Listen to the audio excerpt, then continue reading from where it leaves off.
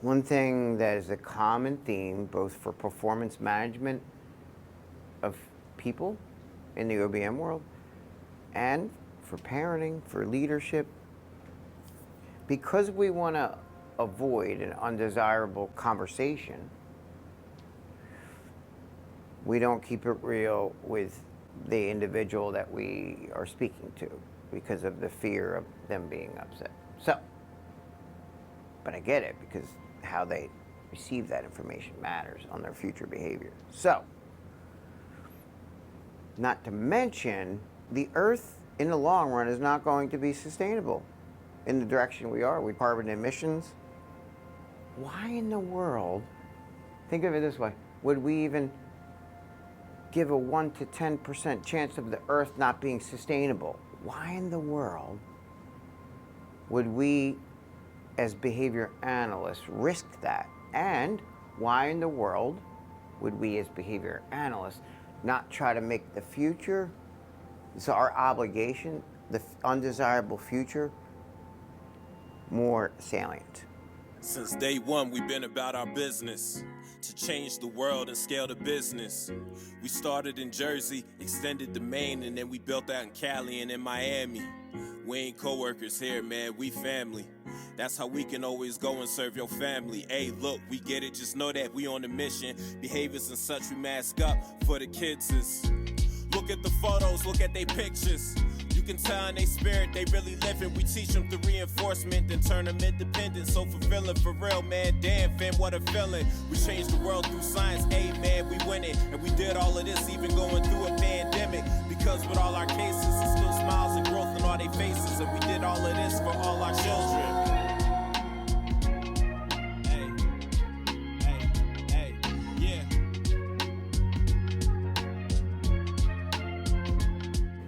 The more you can let people know about an undesirable situation that is to come, without trying to produce fear, in ways that they can understand the information, the more that you're making the future salient if you keep doing this behavior. If you keep engaging this, it's not sustainable for you. And what often happens is people that have children have skin in the game more, because they're like, this is really going to impact my kids and my grandkids. So it ties back to graphic feedback in the 5 laws. Literally, I find it very, very important over the years for human behavior to be successful in the long term is to bring an undesirable consequence for the direction they're headed close. Mm-hmm. It's almost like, do you ever see those scared straight things where if a kid's engaging in really like stealing and they're young and they're headed to jail, right? And one of the strategies of bringing the future closer to them is walking through a friggin' prison. That brings the future closer, like here's where you're headed. So we have an obligation and a responsibility, I believe, to look at macro stuff and then bring the future, both for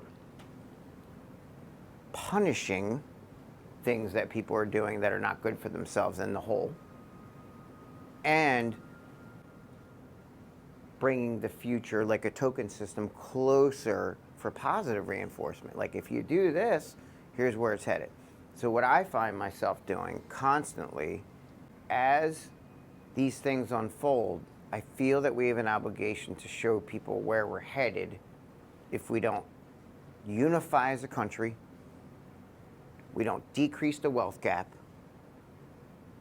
and we don't compete effectively with other countries.